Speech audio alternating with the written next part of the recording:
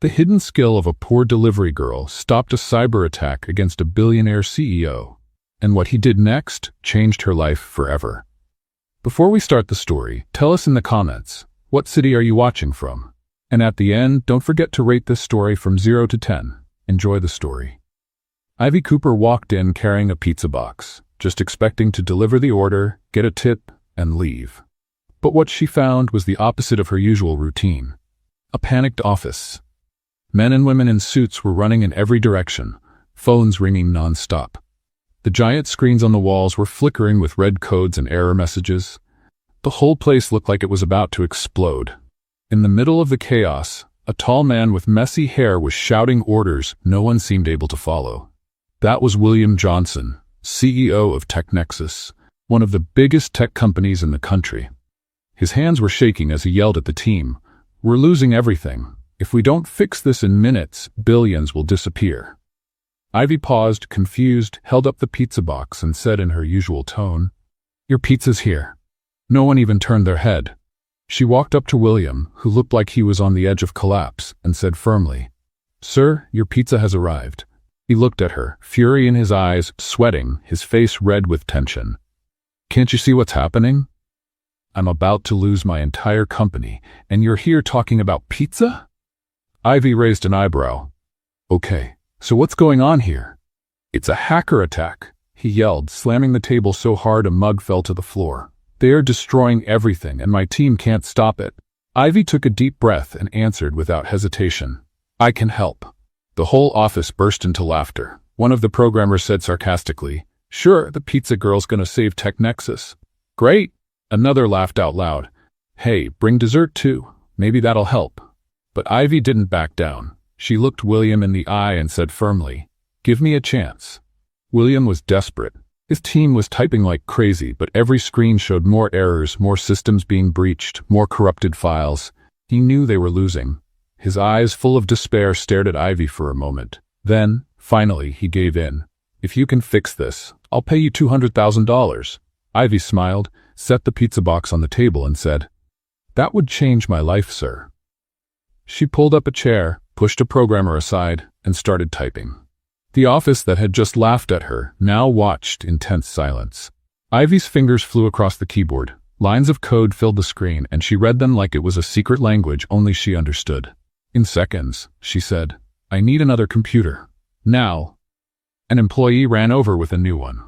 Ivy started working on both at once, switching windows, copying lines, creating shortcuts, sweat dripping down her forehead. The room was stuffy, alarms were going off, and every second felt like an hour. "Close that window," she shouted to one of the programmers. "No, not that one. The other one. Hurry."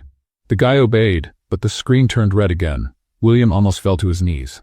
"We're done for. We're done. Shut up and let me work." Ivy snapped, not even looking up. Things got worse. Reports showed frozen bank accounts, private data being copied. The staff looked pale. Some were ready to give up. Suddenly, one screen went back to normal, then another. A wave of relief spread through the room. Someone whispered, "She's doing it." But the relief didn't last. A new wave of code hit the system, even more complex, more aggressive. It was like the hackers had been waiting for this moment. Ivy's eyes widened. "No, no, no!" The lights in the office flickered. The main server started beeping loudly. William dropped into his chair, covered his face, and whispered, "This is the end." But Ivy didn't quit. Her fingers moved even faster. The sound of the keyboard was like gunfire in a war. Sweat poured down, her eyes burned, but she kept going. She jumped between screens, built quick defenses, killed enemy processes. Every command was a desperate act to save not just the company, but her one shot at a better life. Time seemed to stop. Everyone watched in total silence, only the sound of keys and alarms filling the room. Then out of nowhere, one screen turned green. Then another. Then another. Within seconds, every screen turned green, signaling full recovery. Ivy stopped, out of breath, her hands shaking. "I did it." The office erupted in cheers and relieved shouts. Employees rushed toward her, some clapping, others simply stunned. William looked at her as if he had just witnessed a miracle. Slowly, he reached for his leather folder, opened it, and pulled out a check. $200,000. You saved billions. Ivy took the check, gave a tired smile, and said with her usual humor, "Mr. Johnson, This is definitely the most expensive tip in history. And without waiting for anything else, she adjusted her backpack and walked down the hallway. The entire office was silent, still in shock. William followed her with his eyes until she reached the door. Something told him he wouldn't be able to forget that sharp-tongued young woman with fingers faster than any machine. Little did Ivy know that night was far from over. She had just stepped into a game much bigger than she could have imagined. 3 weeks after that chaotic night at TechNexus, Ivy Cooper stood in front of a small corner shop in a quiet Portland neighborhood. The front needed paint and the windows were dusty, but her eyes sparkled like she was looking at a palace. She held the keys in her hand and smiled. This was the moment she had waited for her whole life. With part of the $200,000, Ivy completely renovated the space. She painted the walls a soft cream color, added rustic wooden tables, and hung pendant lights that gave the place a warm atmosphere. The glass counter displayed carefully decorated cakes, colorful cupcakes, and fruit pies that looked like they belonged in a magazine. The name of the cafe, written in golden letters on the front window, simply said, Sweet Ivy. On opening day, Ivy got up at 5 in the morning. She put on her white apron, embroidered with her name, tied her hair up in a messy bun, and started baking. The smell of vanilla chocolate and cinnamon filled the space. At exactly 8 o'clock, she opened the doors. The first customers arrived, shyly drawn in by the irresistible aroma. An elderly woman walked in, looked around, and said, What a lovely place, dear. Ivy gave a big smile. Thank you. May I offer you a slice of carrot cake? It's our specialty. The woman accepted. After one bite, her eyes widened. My goodness, this is amazing. I haven't had anything this good in years. Word spread quickly. Within days, Sweet Ivy became the neighborhood's new meeting spot. Moms brought their kids after school, young people studied with laptops while sipping coffee, and couples met at the tables by the window. The place was full of life, laughter, and constant movement. And Ivy loved every second of it. Of course, not everything was perfect. There was Mr. Thompson, a neighbor in his 60s, who showed up every day asking to pay later. Ivy, dear, I forgot my wallet at home today. Could you write it down and I'll pay you tomorrow? She'd cross her arms and answer with a playful smile. Mr. Thompson, you've been forgetting your wallet for 2 weeks straight. Either your memory's gone bad or you think I was born yesterday. He would laugh a little embarrassed and always manage to miraculously find the money in his pocket. Then there was the Japanese tourist who rushed in, pointed at a chocolate-filled cake, and said in broken English, I want bread. Big bread. Ivy blinked, confused. Bread? You mean this? That's cake, not bread. The woman insisted, pointing firmly. Yes, yes, bread. Ivy sighed, cut a generous slice, and handed it over. The tourist took a bite, her eyes lit up, and she shouted with delight. Cake, not bread. Very good. Ivy shook her head, laughing to herself. Tourists, her days became a delightful routine. Ivy would wake up early, bake her sweets, and greet customers with her relaxed, witty attitude. She always had a joke ready, a smart comment, a smile that made people feel right at home. Until one sunny Thursday afternoon, everything changed. Ivy was behind the counter, arranging a tray of freshly baked cupcakes. The doorbell chimed. She looked up and said automatically, Welcome to Sweet Ivy. How can I? The words froze in her throat. Standing in the doorway wearing a flawless gray suit was William Johnson. He looked at her with the same expression of pleasant surprise. A slow smile formed on his face. Ivy felt her heart race. She never expected to see him again. She thought that wild night at TechNexus had been just a one-time thing, a story to tell her grandkids someday. But there he was, as elegant as ever, watching her with genuine curiosity. William took a few steps and looking around with approval. So this is what you did with the money. Ivy swallowed hard, trying to regain her composure. She wiped her hands on her apron and replied with the humor that never left her. I figured investing in sugar and flour was safer than going back to saving desperate billionaires. He laughed, a deep sound that echoed through the cafe. A few customers turned their heads, curious. I can't disagree. Looks like you found your place. Ivy crossed her arms, trying to appear casual, but inside she was nervous. So what brings the great CEO of TechNexus to my humble little cafe? Let me guess, more trouble with hackers? William shook his head, still smiling. Actually, I just wanted a coffee.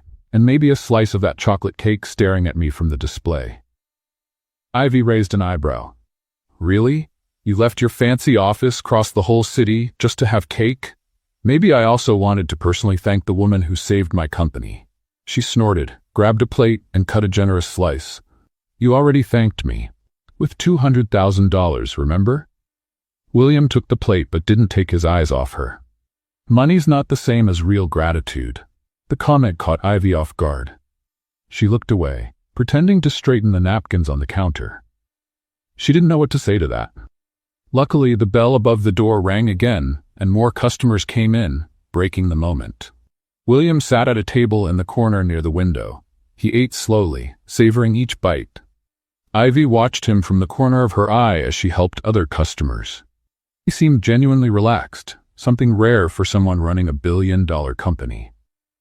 When he finished, he stood up, left a $50 bill on the counter, and said, "It was delicious. I'll be back." Ivy picked up the bill and replied with sarcasm, "No need to leave a rich man's tip. The slice costs $5. William smiled to the side. "Think of it as compensation for all the stress I caused you that night." And he left, with Ivy standing behind the counter, holding the bill and feeling a strange mix of relief and disappointment. The following week, William showed up at Sweet Ivy 3 times.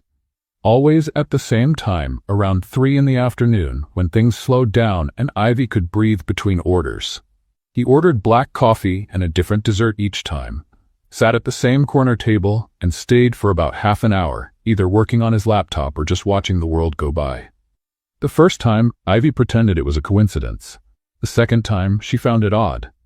By the third, she was annoyed.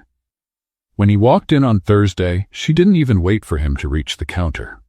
She crossed her arms and said loudly, for everyone to hear, "Let me guess, black coffee and a slice of apple pie?" William smiled, taking off his sunglasses. "Actually, today I'd like to try that carrot cake." Ivy rolled her eyes and grabbed a plate. "You do know there's such a thing as delivery, right? You don't have to cross the whole city every time you crave sugar." He leaned on the counter, amused. "But then I'd miss out on hearing your sarcastic comments." "Oh, what an honor. I'm the billionaire's personal comedian." The nearby customers chuckled. The older lady who always sat by the window whispered to her friend, "That man comes here every day. I bet he's into her." The friend answered in a not-so-low voice, "Who wouldn't be? She's beautiful, funny, and makes desserts that are to die for." Ivy pretended not to hear, but her face felt hot. She set the slice in front of William with more force than necessary.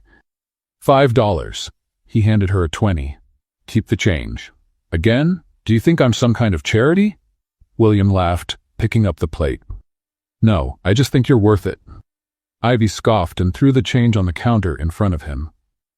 "I don't need handouts, Mr. Johnson. If you want to help, tell your rich friends about this cafe. That would actually be useful." He pocketed the change and walked to his usual table, still smiling. Ivy shook her head and went back to the kitchen. That man was really starting to get on her nerves. The following days followed the same pattern. William showed up, ordered something, made a witty remark, and Ivy replied with sharp sarcasm. The customers started looking forward to their exchanges like it was part of the cafe's entertainment. Some even came in early just to make sure they'd be there when he arrived. One Friday afternoon, while William was enjoying a chocolate cupcake, he said casually, "You know, I can't stop thinking about that night." Ivy was cleaning the counter and paused, looking at him. "What night?" "The night you saved my company. That was impressive." She shrugged and kept cleaning. "I just did what needed to be done. Nothing special." "Maybe to you, but to me, it meant everything. You have no idea how much it meant." Ivy felt a discomfort rise in her chest. She didn't like compliments, especially from him. She quickly changed the subject. "So, how are things at TechNexus? Everything under control?" William hesitated, just for a second, but enough for Ivy to notice. "Kind of," she frowned. "Kind of? What does that mean?" He sighed and set his fork down. "It means maybe the problems didn't really go away."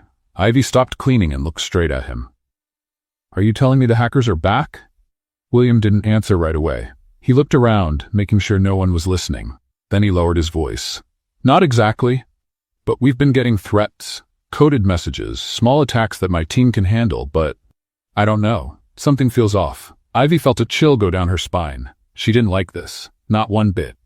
And what do you want me to do? I'm out of that world, remember? I bake cakes now. I know, and I respect that. But you're the only person who truly understood their code that night. My team is good, but you're different. You think like they do. Ivy crossed her arms, anger building inside her. No, I'm not going back to that. It's over. I have a life now, a normal life, and I'm not throwing it all away because you're scared. William looked at her seriously.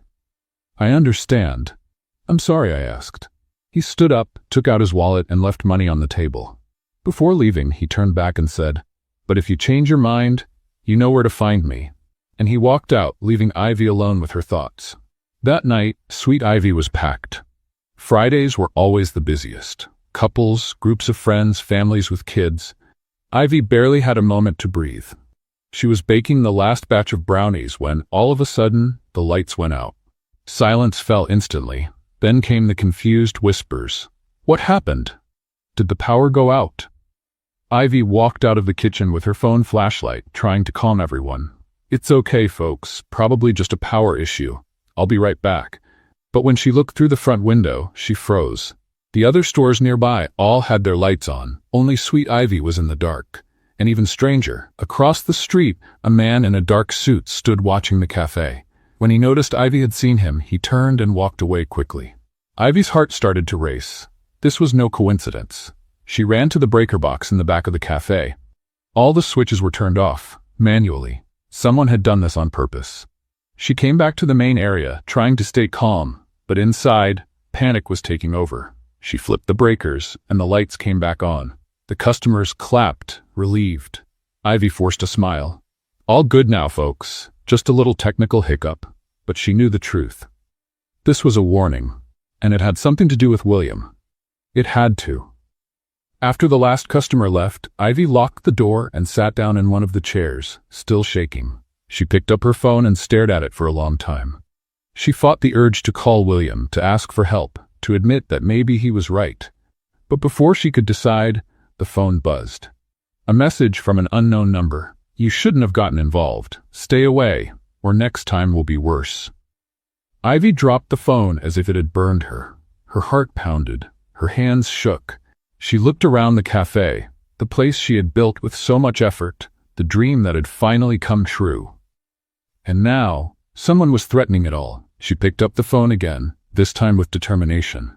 She found the business card William had left on his first visit, typed in the number, and called.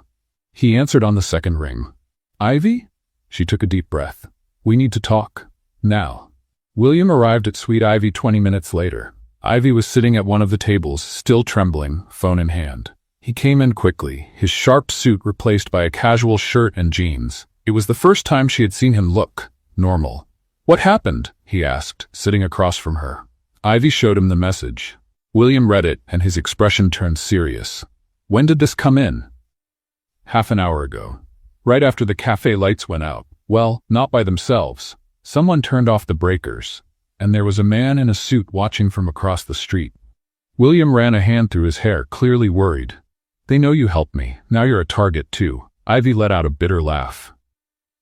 Great, just what I needed. Customers asking for cake and hackers trying to scare me. My life's a circus. William didn't laugh. He looked at her with such intensity, it made her uncomfortable. Ivy, I'm sorry. I didn't mean to drag you into this. She sighed and rubbed her face with both hands. Too late. They already found me. So what do you want me to do? I need you to investigate. Trust your instincts. Find out who's behind this. Ivy looked him straight in the eye. My instincts are a little rusty. It's been weeks since I used my hands for anything other than mixing cake batter, not for writing code. You don't lose that. It's like riding a bike. She scoffed. Bikes don't threaten you over text messages. Despite the tension, William gave a small smile. True. Ivy stayed quiet for a moment thinking. Then finally she let out a deep sigh. All right, I'll help, but on one condition. What's that? You stop showing up here every day with that lost puppy face. You're scaring off my regular customers. William chuckled, relieved. Deal. In the days that followed, Ivy dove back into the world she had tried to leave behind. During the day, she served customers with her usual smile, poured coffee, sliced cake. But at night, after locking up the cafe, she'd sit in her makeshift office in the back, surrounded by 2 laptops, analyzing code, tracing IP addresses, looking for clues. William sent her daily reports about the tech failures at TechNexus. Small attacks, always at different times, like someone was testing the defenses. Ivy recognized the pattern. It was the same group of hackers, but now they were more organized, more careful. And that scared her. One afternoon, William showed up at the cafe again. Ivy was helping an older lady who couldn't decide between lemon pie and cheesecake. When the customer finally chose, Ivy turned, and there he was, standing near the counter with that same lost expression he always had when he walked in. "I thought we agreed you wouldn't come here anymore," she said, arms crossed. "I know, but I needed to talk to you, in person." Ivy rolled her eyes. "Let me guess, another attack?" "No, I just wanted to see you." She blinked, surprised. William looked genuinely awkward. "Okay, that was weird. Go sit down. I'll bring you a coffee before you say anything else silly." He did as told, taking a seat at the corner table. Ivy made 2 coffees and joined him, something she rarely did. The customers noticed and began whispering among themselves. William stirred his coffee, deep in thought. "You know, I spent so much time focused on work that I forgot what it's like. Just to talk to someone." Ivy raised an eyebrow. "You're saying the big-shot billionaire CEO is lonely? What a shock." He smiled, but it was a sad smile. "More than you think." Ivy felt a stab of empathy. She sighed. "Look, I get it. I spent years alone too, hiding behind a screen, being someone no one really knew. It's easy to lose yourself in that." William looked her in the eyes. "Don't you miss it? That world?" Ivy paused for a moment. "Sometimes. But you know what I miss more? Being taken seriously. People look at me and see a pizza delivery girl who got lucky. They don't see what I'm really capable of." "I do," William said softly. Before Ivy could reply, William's phone rang non-stop. He checked the screen, and his face went pale. "No, not now." "What is it?" "They're attacking again. Right now, live." Ivy stood up fast. "Where's your laptop?" "In the car." "Go get it.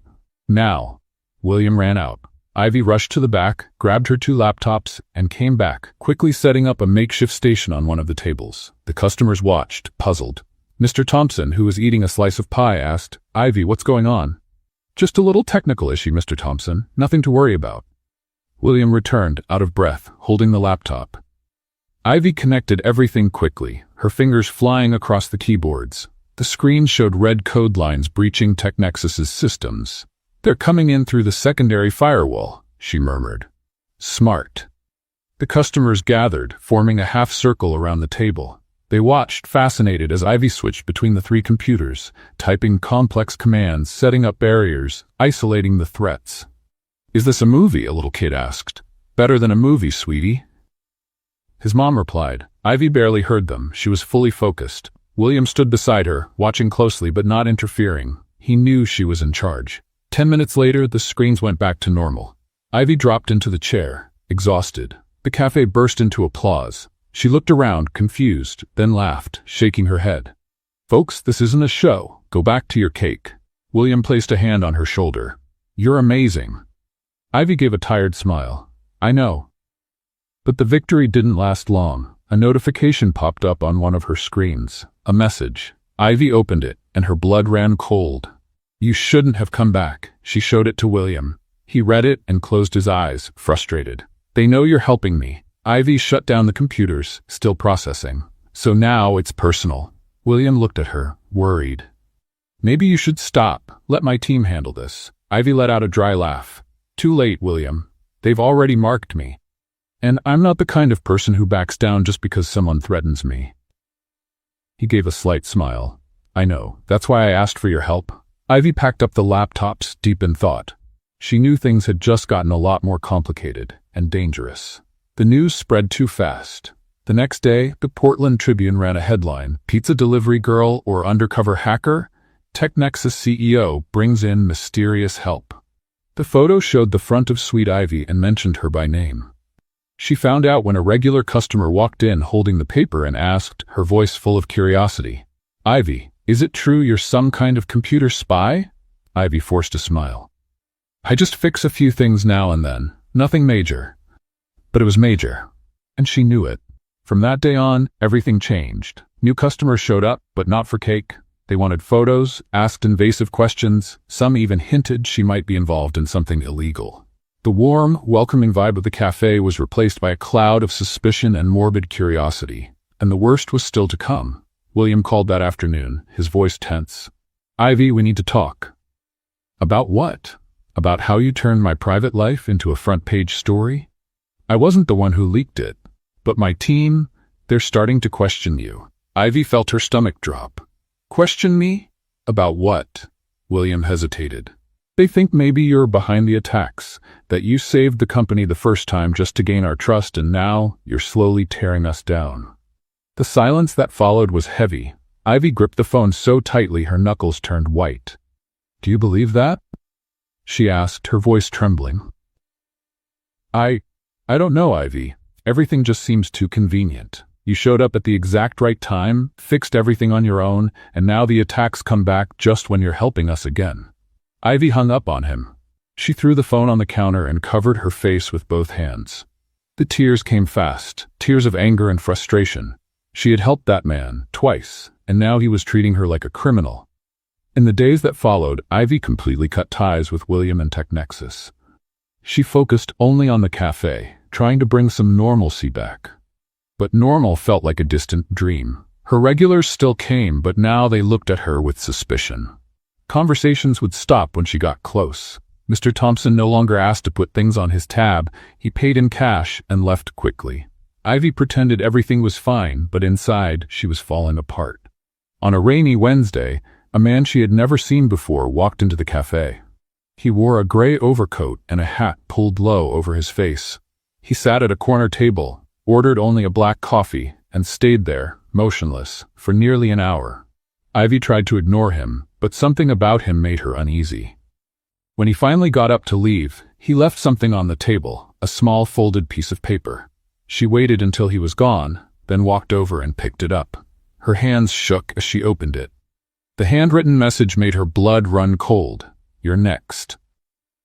Ivy looked toward the door, but the man had already vanished into the rain. Her heart was pounding.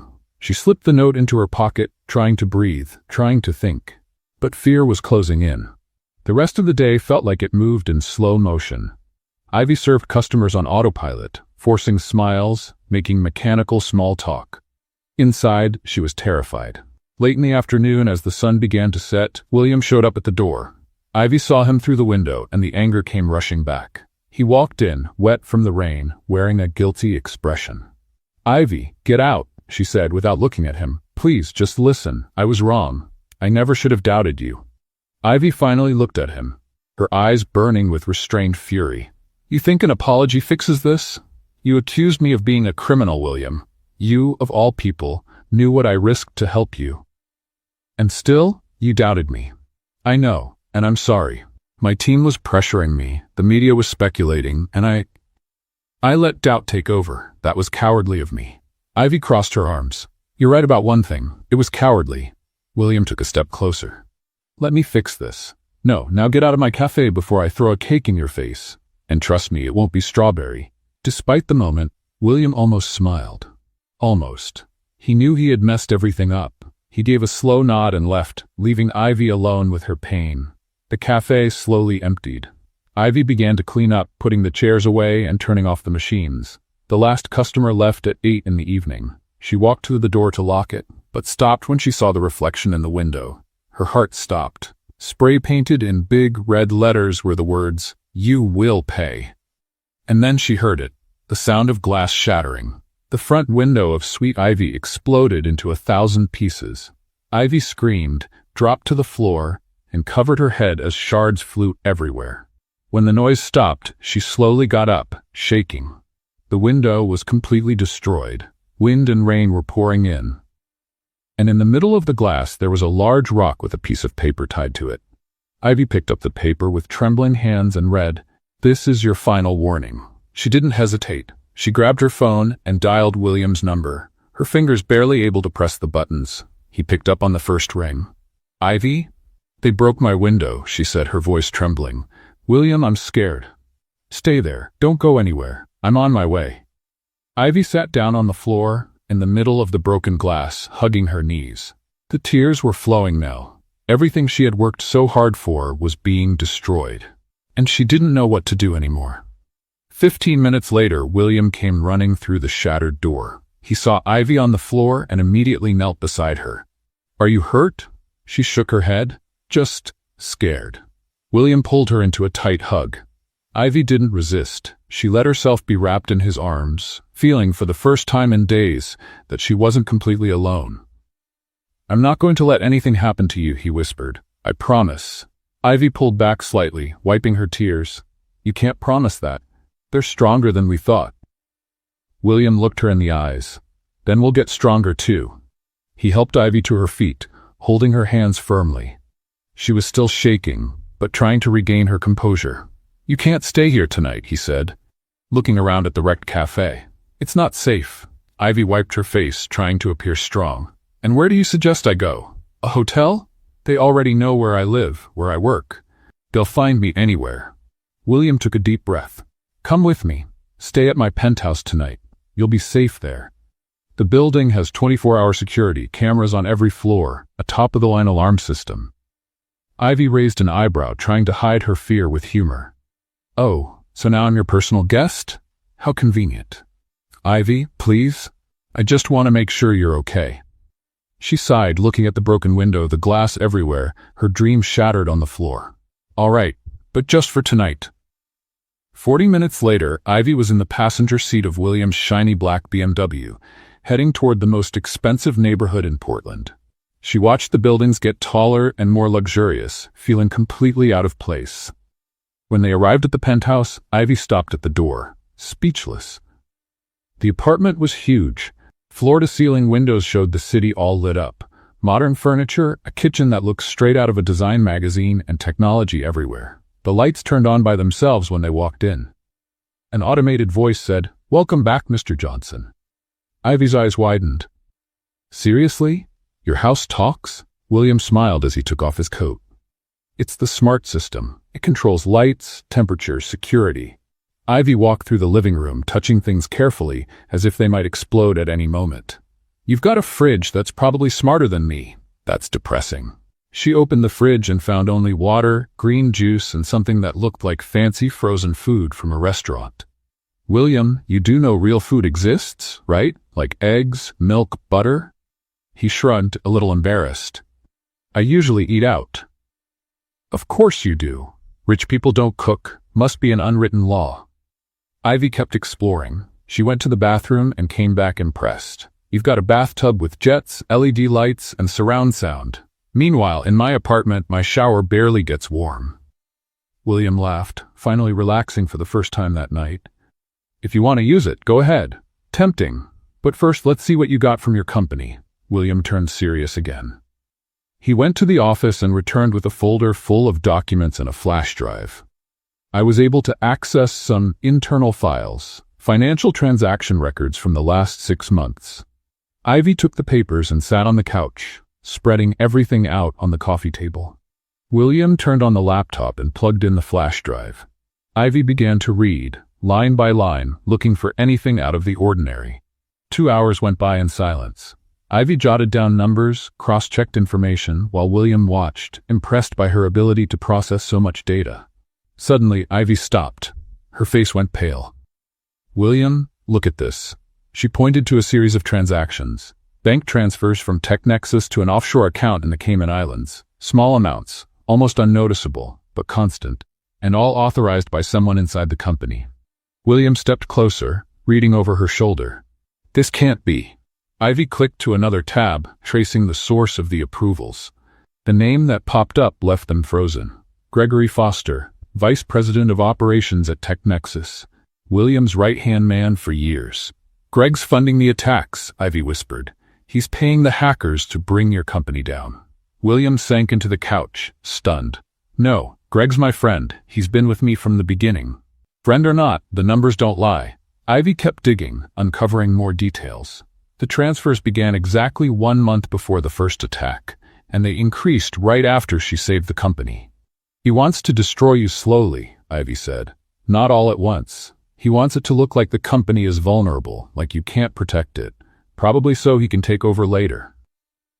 William ran a hand through his hair, devastated. How did I not see this before? Ivy placed a hand on his shoulder. Because you trusted him, and that's not your fault.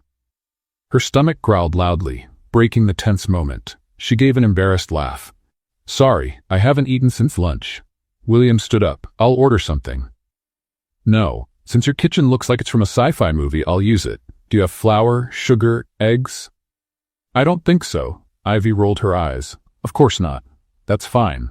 Improvising is my specialty. She rummaged through the cabinets and found almond flour, honey, dark chocolate, and some fruit. In 20 minutes, she was baking something that looked like a cross between a brownie and a cake. William leaned against the counter, completely lost, watching her. Do you always cook when you're nervous? Always. It's cheap therapy. The smell of chocolate filled the apartment. Ivy pulled the cake from the oven, cut 2 slices, and served. William took a bite and widened his eyes. This is amazing. I know. I'm good at what I do. They ate in silence, the mood slightly lighter, but the peace didn't last long. Suddenly, the lights flickered. Once, twice, then went out completely. Ivy dropped her fork. Please tell me that's just a blown fuse. William was already standing, tense. No, the system is redundant. It doesn't fail like this. The house's automated voice started stuttering. System compromised. System compromised. The doors locked with a mechanical click. The windows sealed shut. Ivy ran to the front door and tried to open it. Locked. William, we're trapped. He grabbed his phone, but the screen read no signal. Ivy picked up the laptop, but the internet was down. They've hacked into the apartment system, she said, her voice shaking. We're cornered. The lights came back on, but now they flashed red. The automated voice repeated in a loop. Intruder detected, intruder detected. Ivy looked at William, fear written all over her face. They know we found out. And now they want us stuck in here. Ivy ran to the laptop she'd left on the coffee table. The screen was frozen, showing only lines of red code running wildly. She hit keys, tried to reboot, but nothing responded. They've taken full control, she said tensely. Locked everything remotely. William was trying to force the front door open, yanking the handle hard, but it was no use. The security system had sealed every entrance and exit. There's got to be a manual way to open this, he muttered, frustrated. In a smart house? I doubt it. You let technology control everything. Congratulations, now it turned against you. The red lights kept flashing, casting eerie shadows on the walls. The automated voice changed, now distorted and unsettling. System compromised. Exit blocked. System compromised. Exit blocked. Ivy felt panic rising, but forced herself to breathe deeply. Panicking wouldn't help. She needed to think. Where's the main server for the house? She asked. William pointed to a hallway. In the office. But that door's locked too. Of course it is. Nothing can ever be simple. Ivy ran to the office and tried the door. Locked. She kicked it hard, but only hurt her foot. Ow! Who installs steel doors at home? William appeared beside her. Let me try. He stepped back and threw his shoulder against the door. It didn't budge. He groaned in pain. Ivy looked at him with sarcasm. Great! Now you've messed up your shoulder and we're still stuck. Excellent strategy. Do you have a better idea? Ivy looked around, thinking fast. Her eyes landed on the kitchen. Maybe. Stay here. She went back to the kitchen and started digging through the drawers. She found a heavy steak knife and returned to the office. Are you going to stab the door? William asked, incredulous. No, genius. I'm going to try to force the lock. She stuck the tip of the knife between the door and the frame, trying to reach the latch. It took 5 minutes of effort, but finally they heard a click. The door opened. Ha! And you doubted me, Ivy said, triumphant. The office was completely dark. Ivy used her phone flashlight to guide her way to the server. It was a shiny black tower, its lights blinking in a frantic pattern. This thing looks like a possessed Christmas tree, she said. William stood behind her, watching. What are you going to do? I'm going to try to shut the system down manually. If I can reset it, we might regain control. She started unplugging cables, looking for the reset button. William came closer, trying to help. Is there anything I can do? Yes, stay away from the expensive keyboard. You've already proven you don't know anything about tech. I'm the CEO of a tech company. And yet you don't know the difference between an Ethernet cable and a power cord. It's honestly impressive. William crossed his arms, clearly offended, but let Ivy work. She connected her own laptop directly to the server, bypassing the main system. Her fingers flew over the keys, creating shortcuts, accessing code layers the attack hadn't reached yet. "They're good," she murmured. "Very good." But they left a gap. What kind of gap? The kind arrogant people always leave. They thought I wouldn't be able to get into the core. But they forgot, I think, just like they do. She typed a few more commands, and suddenly the blinking lights stopped. The automated voice went silent. The apartment fell into a tense, complete silence. Then the regular lights came back on, soft and steady. William exhaled deeply. "You did it." Ivy collapsed into the office chair, exhausted. "Barely. They almost got me." "What were they after?" Ivy looked at the screen, reading the messages the hackers had left in the system. "To scare us. To drive us apart. There's a message here that says, 'He'll betray you again. Don't trust him.'" William knelt beside the chair. "Ivy, I'll never doubt you again. You have my word."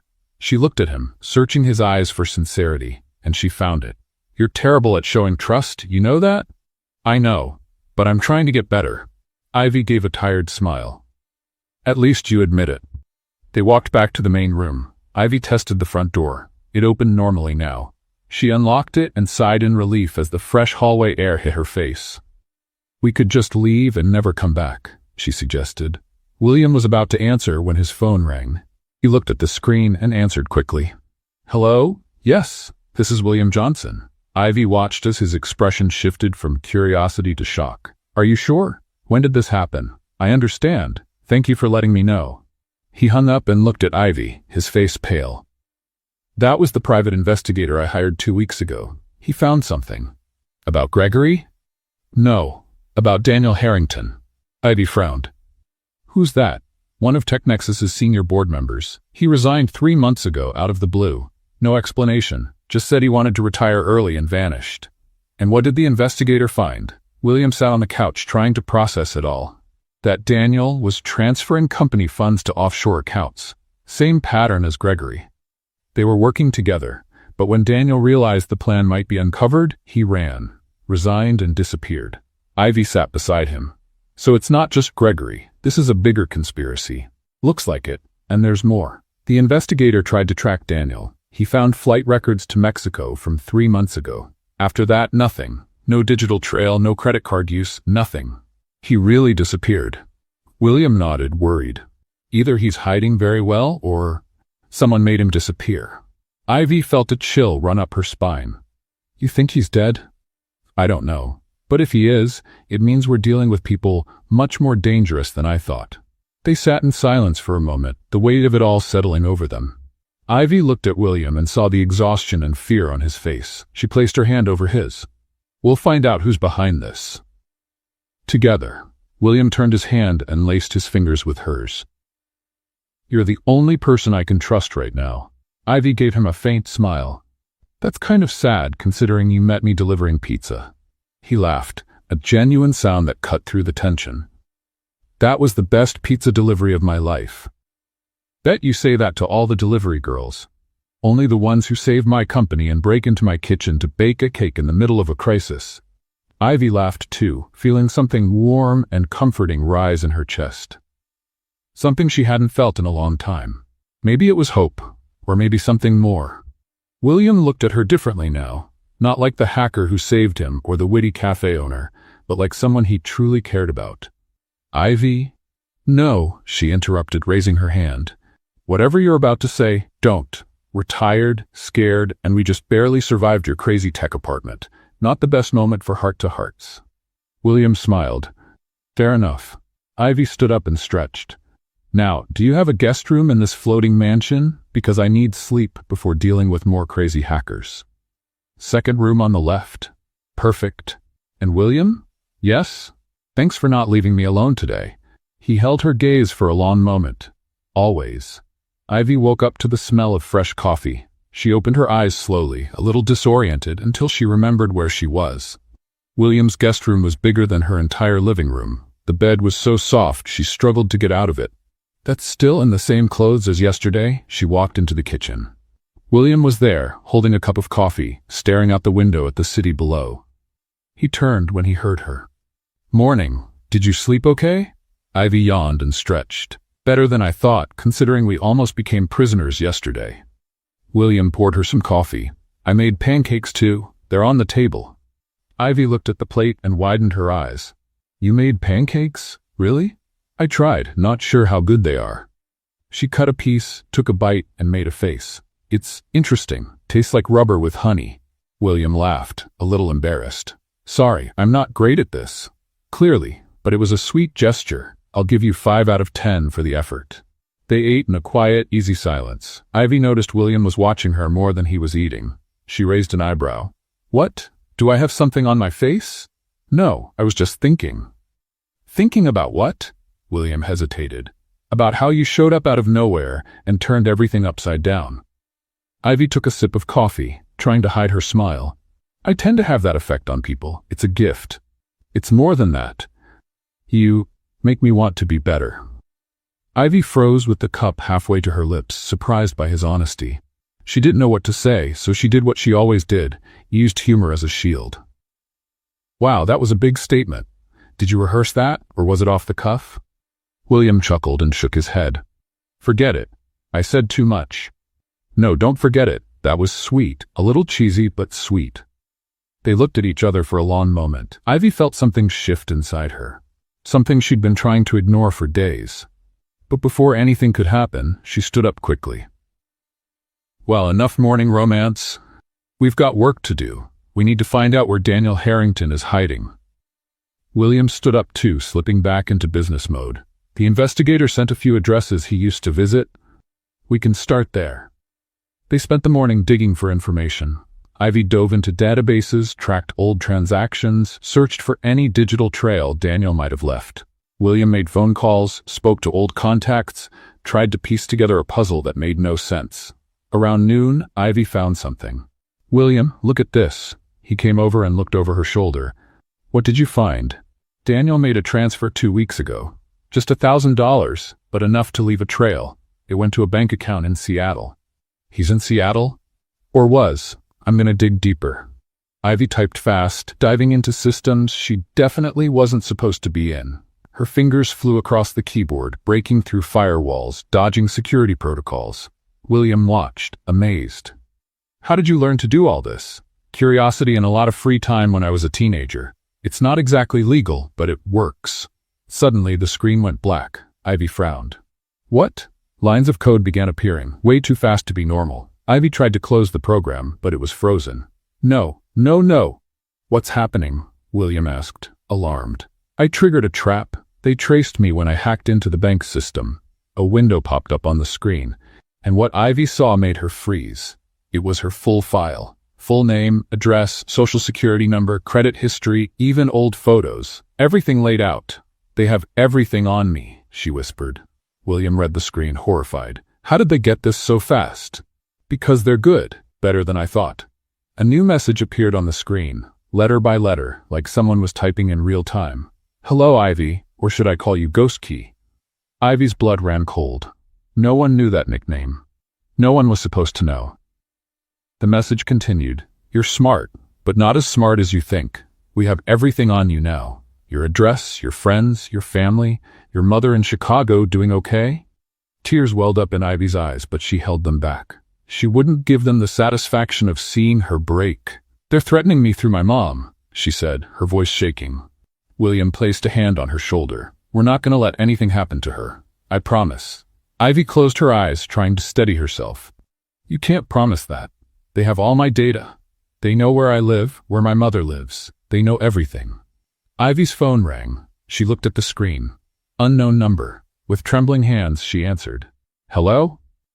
A distorted voice, clearly altered by software, replied. "Ivy Cooper, you should have stayed in your little cafe baking cupcakes.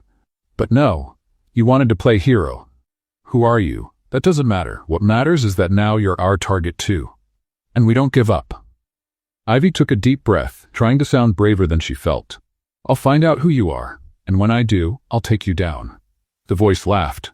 Cold, robotic. "Good luck with that. But until then, think carefully about what you love.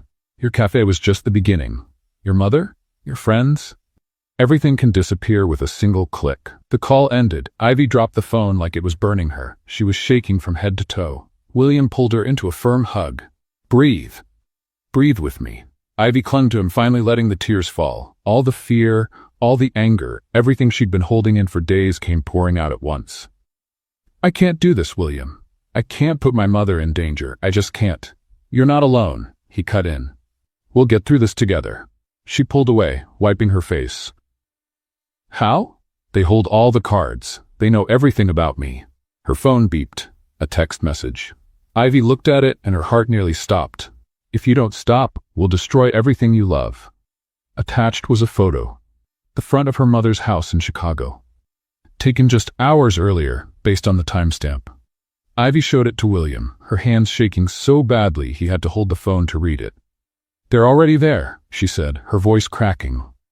They've already found my mom. Ivy called her mother immediately, hands trembling so much she nearly dropped the phone. Every ring felt like forever. Finally, a familiar voice answered. Hello? Mom? Ivy almost screamed. Are you okay? Of course I'm okay, sweetheart. Why are you asking? Ivy felt tears of relief streaming down her face.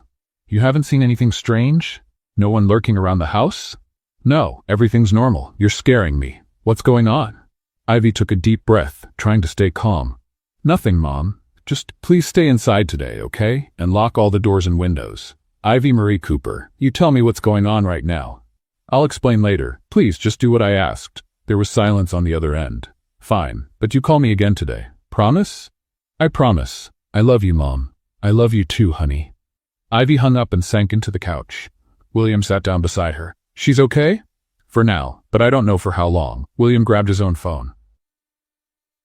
I'm going to hire private security to watch her house. Ivy looked at him, surprised.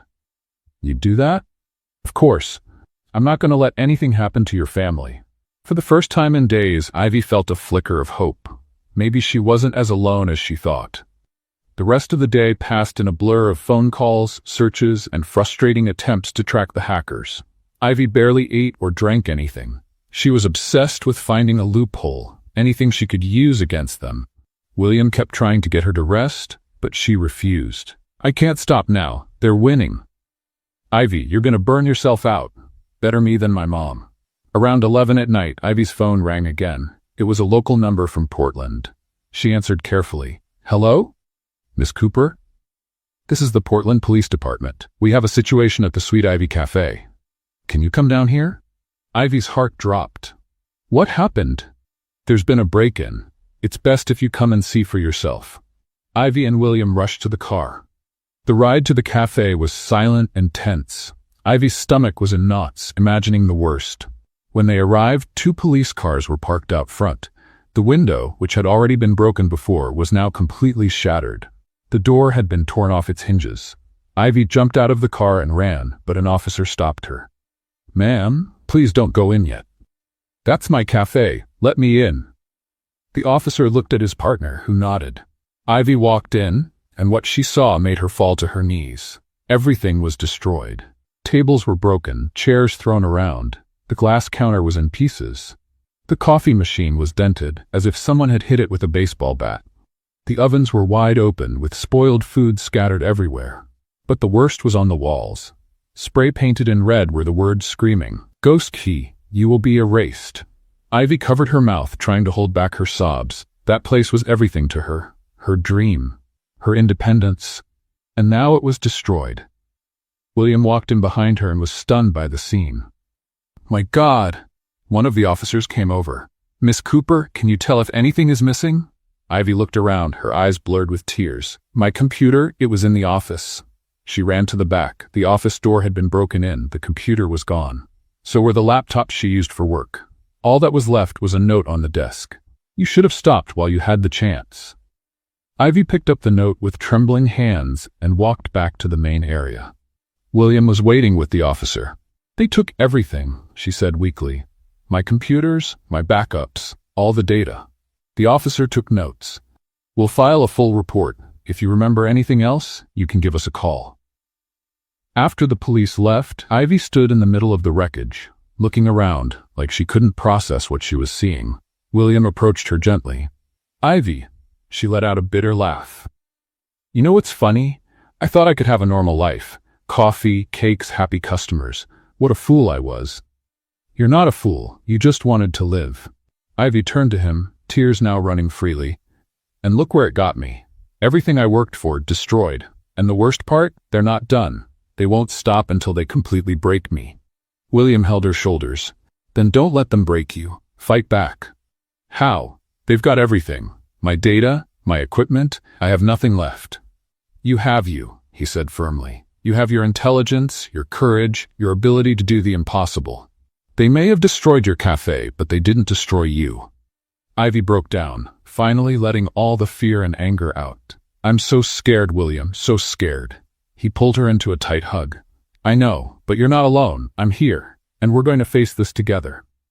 Ivy clung to him like he was the only solid thing in a world that was falling apart. They stayed that way for a long time, in silence, in the middle of the ruined cafe. Finally, Ivy pulled away, wiping her face with the back of her hand. "They want to see me broken? Then I'll show them what happens when you mess with the wrong person." William smiled, seeing the fire return to her eyes. "That's the Ivy I know. I'm done running. I'm going after them. And when I find who did this, they'll regret it. And I'll be right beside you every step of the way." Ivy looked at him, really looked at him, for the first time. Not as the billionaire CEO, not as the demanding customer who showed up every day, but as someone who truly cared. Someone willing to risk everything for her. "Why are you doing this?" she asked softly. "Why are you risking so much for me?"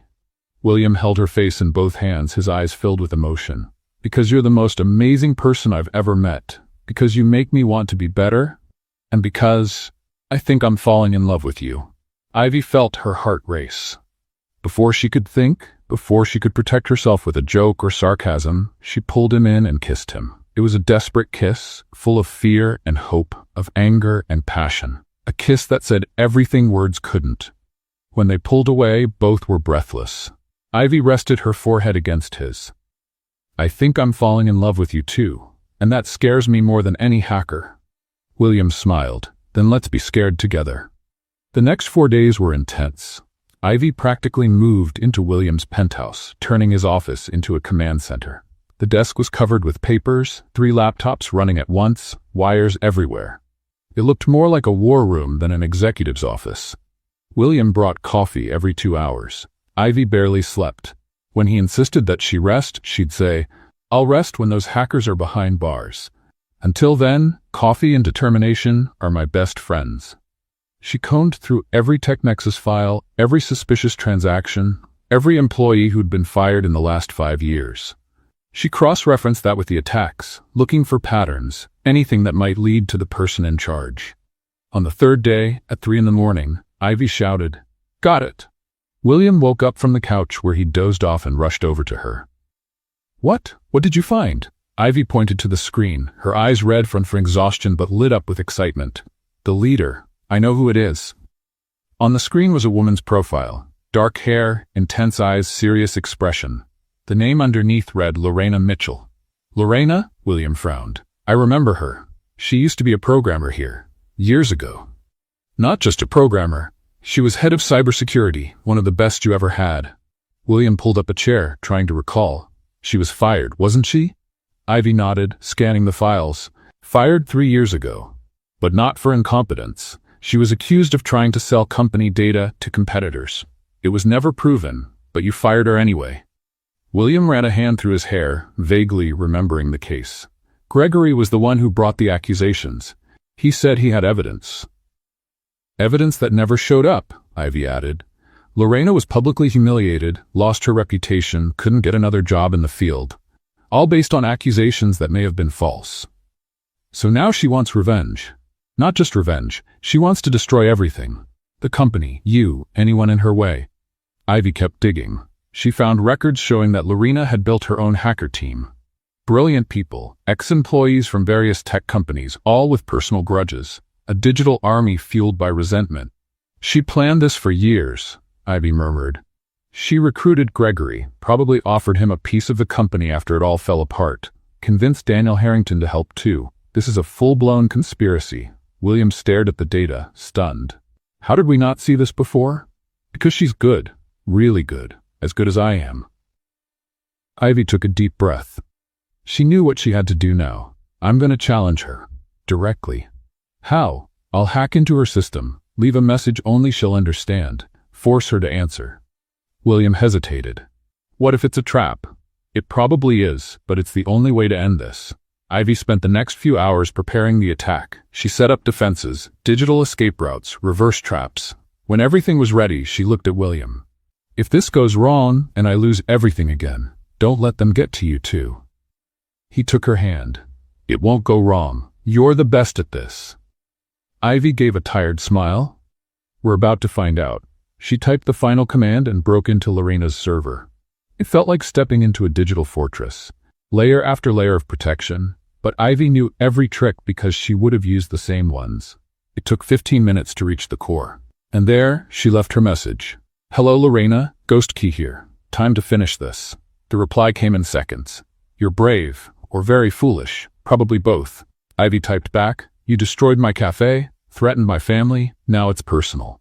It was always personal, ever since you chose to help the man who ruined my life. He didn't ruin anything. You were accused of betrayal. False accusations. Gregory lied, and William believed him without question. He threw me away like garbage.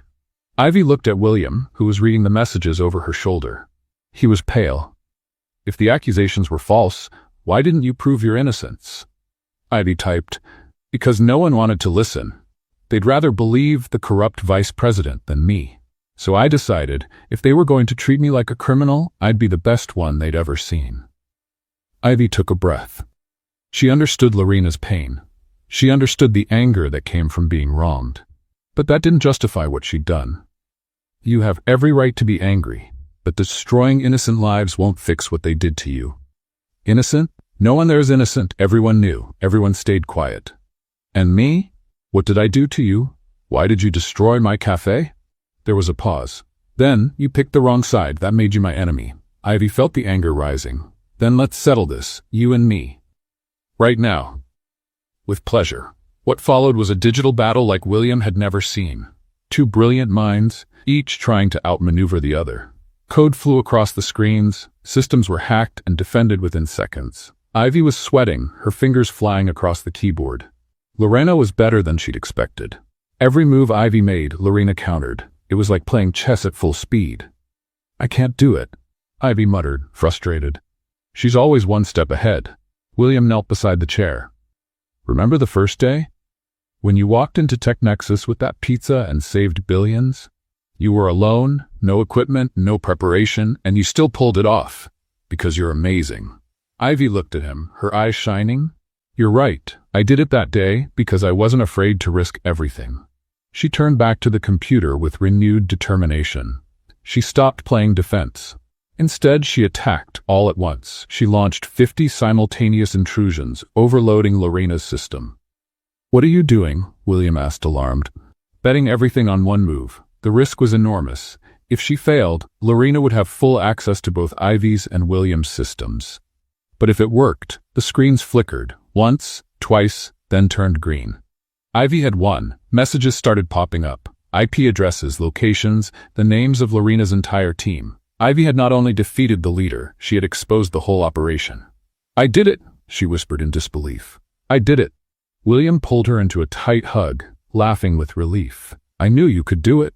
Ivy copied all the data and immediately sent it to the police, along with every piece of evidence she had gathered. 15 minutes later, they got a call confirming that units were on their way to Lorena's location. Ivy and William went along, following the police cars to an abandoned building on the outskirts of Portland. It was an old warehouse, isolated, perfect for hiding an operation like that. The police stormed the place, weapons drawn. Ivy and William waited outside, tense. 10 minutes later, an officer came out, shaking his head. It's empty. Whoever was here left not long ago. Some of the equipment is still warm. Ivy felt her stomach drop. She got away. Lorena got away. William placed a hand on her shoulder. But you got the evidence. Her team is going to jail. She can't keep doing this. Ivy wanted to believe that. But something inside her said it wasn't over yet. As they got back to the car, both their phones buzzed at the same time. A message from the same number.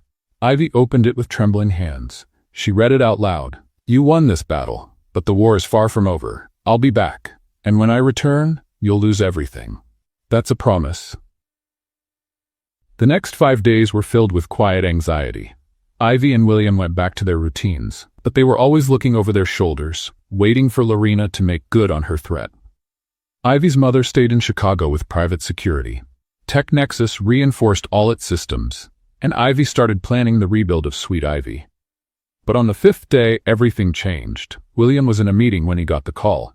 Ivy was in the penthouse making notes for the new layout of the cafe when he burst through the door, face glowing. "They got her!" he shouted. Ivy dropped her notebook. "Got who?" "The police caught her, and the whole team." Ivy jumped to her feet. "How? Where?" William stepped closer, still taking it all in. It was the FBI. They tracked her near the Canadian border, the Thayer. And they found something else. She was with Daniel Harrington the whole time. The board member who vanished? Exactly. Turns out Daniel wasn't hiding by choice. He was running from Lorena. Ivy frowned, confused. Running? I thought he was working with her. William sat on the couch and explained everything the FBI had told him. At first, yes. Lorena convinced Daniel to help her. She promised they'd take down the company and split the money. But when Gregory got caught, Daniel panicked. He wanted out, and Lorena didn't like that. What did she do? She threatened him and his entire family, said if he spoke up, she'd destroy them all. Daniel was terrified.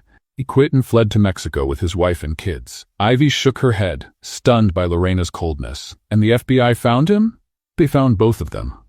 Daniel was hiding in a small town near Guadalajara. When he heard Lorena had been caught trying to cross the border, he turned himself in. Told them everything, gave them evidence, recordings, the whole thing. So it's really over? For real this time? William smiled, taking her hands in his. It's over. Lorena, Gregory, Daniel, and 8 more members of her team, all arrested. They'll be charged with hacking, extortion, threats, property damage. They'll be in prison for years. Ivy felt her knees give out and sank into the couch beside William, tears of relief streaming down her face. I can't believe it. It's really over. William pulled her into a tight embrace. You did it. You saved the company again, and this time for good. Ivy laughed through her tears. We did it. Together. They stayed like that for a long time, just enjoying the feeling of finally being safe. That night, for the first time in weeks, Ivy slept without nightmares. The days that followed were strangely normal. Ivy started renovating Sweet Ivy with the insurance money. William went back to focusing fully on TechNexus, now free from threats. And the two of them began seeing each other not just as crisis partners, but as a real couple. Which wasn't easy. On their first try at a romantic dinner, William picked an expensive French restaurant. Ivy showed up in jeans and a t-shirt, while everyone else around them was dressed to the nines. You didn't tell me this place was fancy, she whispered, embarrassed. I thought the name made it obvious. Le Bernardin. To me, that could have been a pizza place. I don't speak French.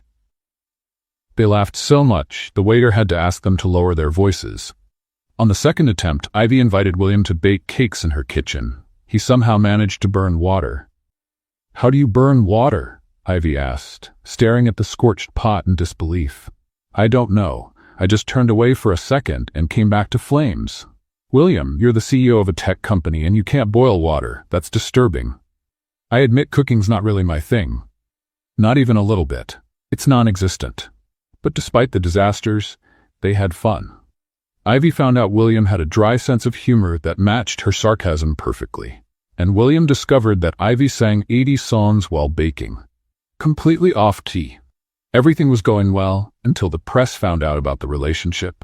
The Portland Business Journal headline read, Billionaire CEO dating former delivery girl who hacked company. Ivy saw the news and rolled her eyes. Great. Now I'm officially the former delivery girl. Like that's the only thing I've ever done in life. William was more concerned. My investors won't stop calling. Let me guess, they're not thrilled. That would be a huge understatement. The following week, William had to attend a board meeting. The main investors were there, all wearing suits more expensive than Ivy's car. Thomas Bradley, the biggest individual investor, got straight to the point. William, we need to talk about your personal life. My personal life isn't your concern. It is when it affects the company's image. You're dating a woman who hacked our systems, who made headlines all over the country as a hacker. That's not good for business. William crossed his arms. She hacked us to save us. Twice. If it weren't for her, you would have lost billions. Another investor, Patricia Holmes, leaned forward. We understand that. But public perception is different. She's seen as an opportunist, a pizza delivery girl who got lucky and is now taking advantage of you. William felt his anger rise. Ivy is not an opportunist. She's the most honest and brave person I've ever met. Thomas sighed. William, be reasonable. You could be with anyone. Someone from our world, with the right background. Someone who doesn't bring this kind of baggage. Baggage? William stood, his voice sharp. You're calling the woman who saved this company baggage? We're saying she's not suitable for someone in your position. William looked around the room. He saw the investors' faces, all waiting for him to fold, to choose money and reputation over his heart. And he made his decision.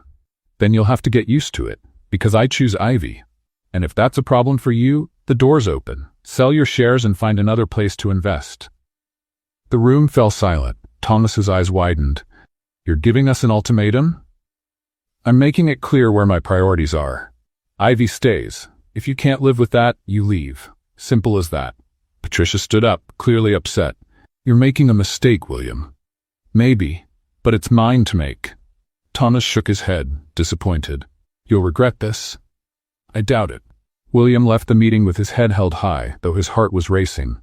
He knew he'd just taken a big risk. Some investors might actually leave. The stock might drop. But he didn't care. When he got back to the penthouse, Ivy was on the couch watching an old movie. She looked up and could tell right away something had happened. What is it? William sat beside her and took her hands. I had a meeting with the investors. Ivy's stomach turned. And? They wanted me to choose between you and the company's image. Ivy closed her eyes. William, I understand I chose you. She opened her eyes, stunned. What? I told them you stay, and if they don't like it, they can take their money somewhere else. Ivy was speechless. You did this? You really did this? I did. And I don't regret it for a second. Tears welled up in Ivy's eyes. You're crazy. Completely crazy. Probably. You could lose investors, money, your reputation. I could, but I can't lose you. Ivy pulled him into a desperate kiss full of gratitude and love. When they pulled apart, she was smiling and crying at the same time. No one's ever done anything like this for me. Then it's about time someone did. Ivy let out a tearful laugh. Your investors must think you've lost your mind. Let them think whatever they want. I know what matters. And what's that? William held her face in both hands. You, us, this? That's all that matters. Ivy rested her forehead against his. You know you're stuck with me now, right? After a declaration like that, there's no going back. I was counting on it. They laughed together, curled up on the couch, while the movie played forgotten on the TV. Outside, the city lights glowed through the night, and for the first time in a long time, Ivy felt like she was exactly where she belonged. It didn't matter what the investors thought. It didn't matter what the press said. It didn't matter whether she used to be a pizza delivery girl or a legendary hacker. What mattered was that moment. That man. That love that had bloomed in the middle of chaos and had become the most real thing in her life. And for the first time, Ivy wasn't afraid of the future, because she knew that no matter what came next, she wouldn't be facing it alone. 6 months passed like a movie in fast forward. Sweet Ivy was rebuilt, but this time Ivy had learned from her mistakes.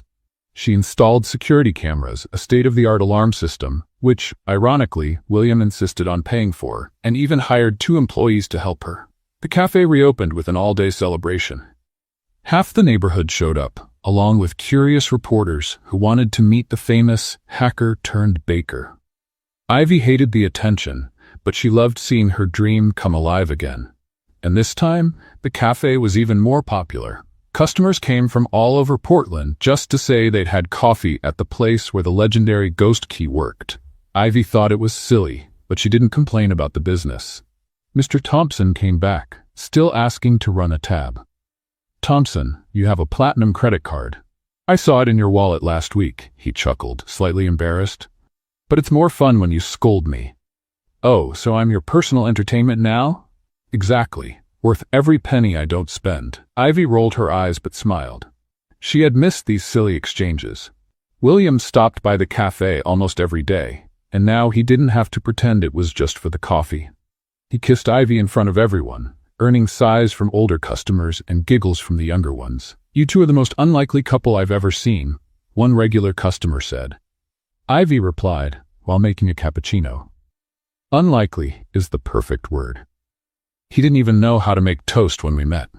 Still don't, William admitted, sitting at the counter. It's true. Yesterday he tried to make scrambled eggs and ended up with something that looked like yellow rubber. In my defense, the online instructions weren't very clear. William, it was scrambled eggs. There are no instructions. You just stir. The customers around them laughed. This fun back and forth was what made Sweet Ivy more than just a cafe. It was a slice of real life. No filters, no perfection.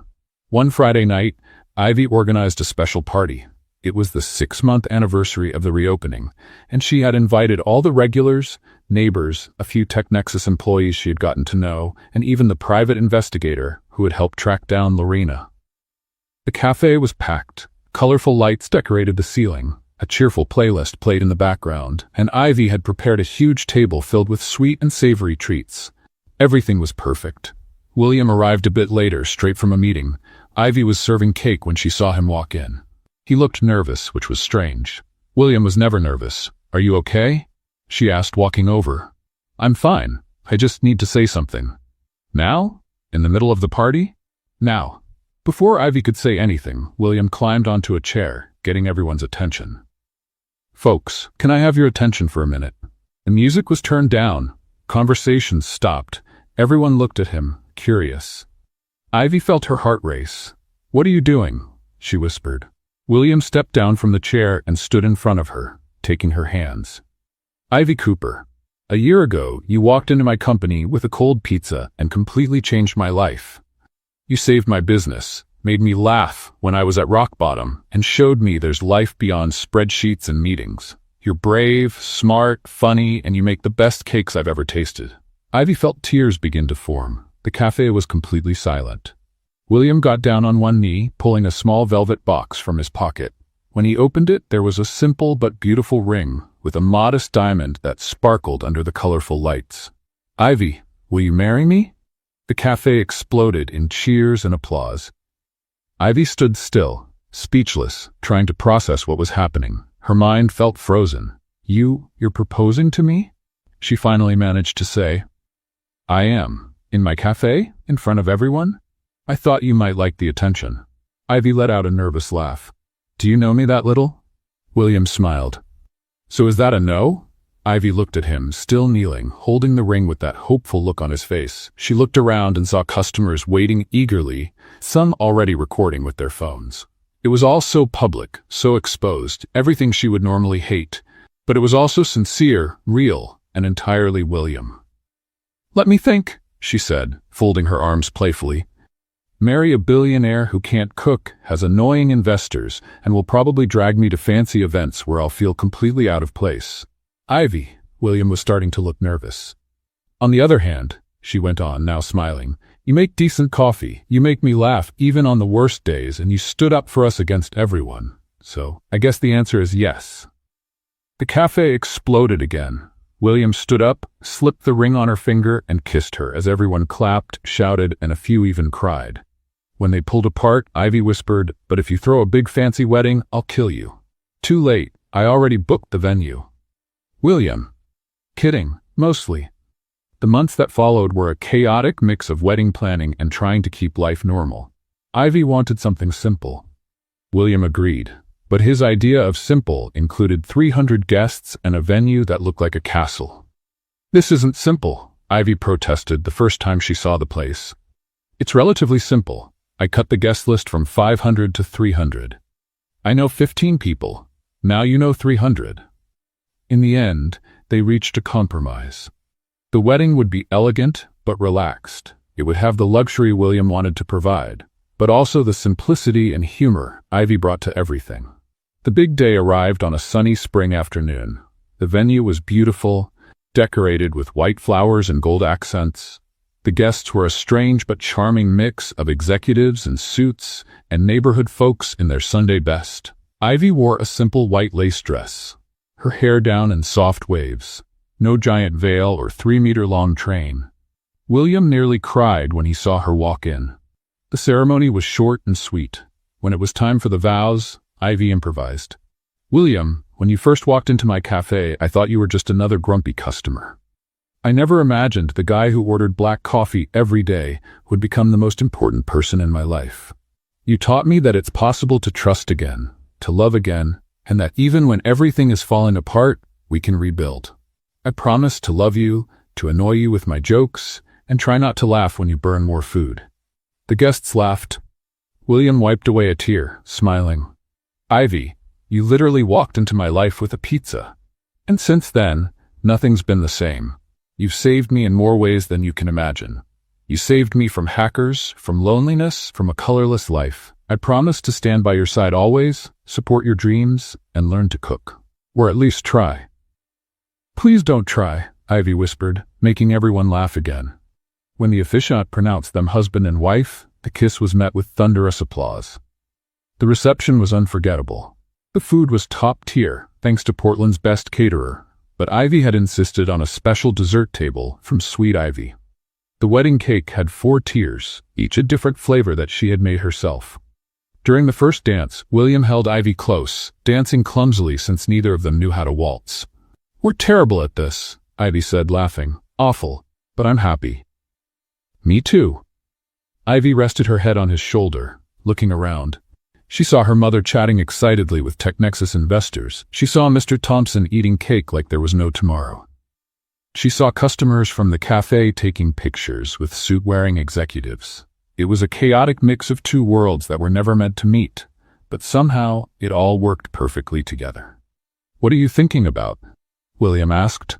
Ivy smiled and whispered in his ear, "I'm thinking how funny life is, and to think it all started with a cold pizza and some hackers."